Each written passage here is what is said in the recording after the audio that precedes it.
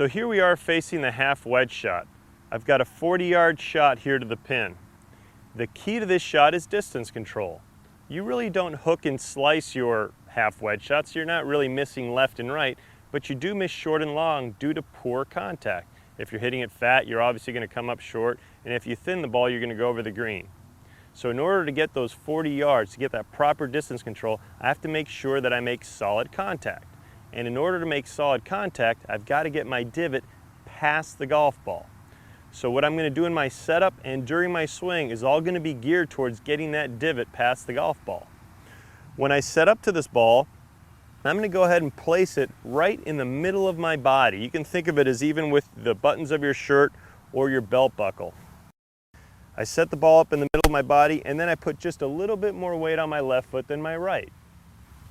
During my backswing, I'm going to go ahead and load up even more weight on my left foot. So if you think of maybe 55% of your weight on your left-footed address, by the time you get to the top, it's going to be more like 65 or 70% of your weight on your left foot. And then what you're going to do from there is you're going to go ahead and pivot around your left leg. You can see as I'm doing this, I'm brushing the grass past the golf ball. If I move my weight too far to the right, I move my center to the right, I have my divot too early. I can either hit it fat or I can catch it on the upswing and hit it thin. I love to use hula hoops as examples. It really helps people understand where the bottom of your swing is. We're looking to have the bottom of the swing just past the ball right here. If I move my center, I'm moving the bottom of the swing back, and I can either hit the ground first or catch the ball in the upswing and hit it thin. In order to make sure that I can get the bottom of my swing past the ball, I want to make sure that I'm always staying centered and moving my weight forward. Let's go ahead and hit this shot.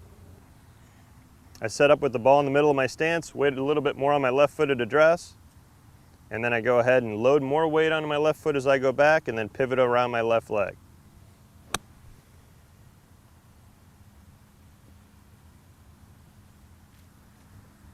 Beautiful shot, divot, past the golf ball, a nice compressed shot, good distance control. So to review, I'm going to put the ball in the middle of my stance, weight a little bit forward. As I swing back, I'm going to load more weight onto my left leg and then pivot around my left leg.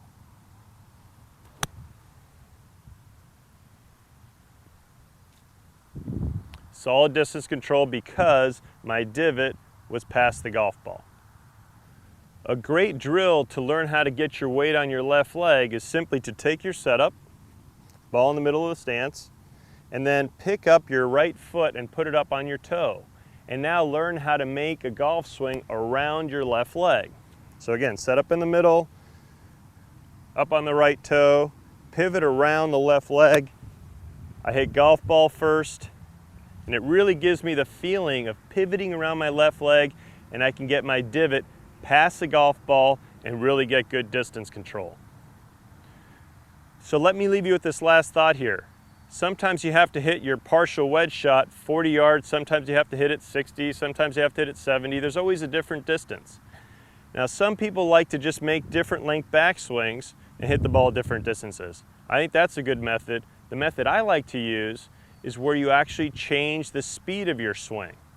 I like to take the club back to what I call a 9 o'clock position, so where your left arm is parallel to the ground, and then I could pivot through at different speeds. I'm going to go ahead and hit a couple here. You've seen me hit the 40-yard shot. I'm going to go ahead and hit a 60-yard shot. And I'm going to make the same length backswing, but I'm going to pivot through a little faster.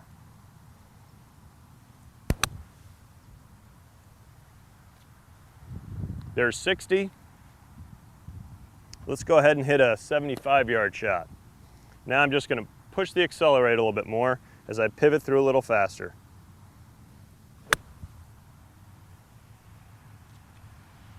And there's 75.